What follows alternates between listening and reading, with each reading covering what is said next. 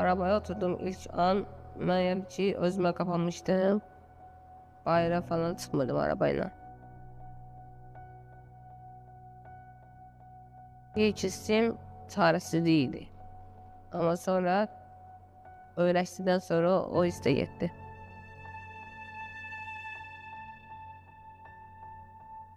Sözün için desem ilk sefer yanında güvenmirdim.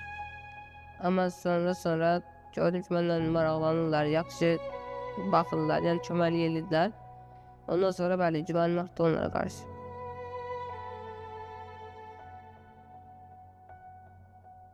İlk etdiyim yer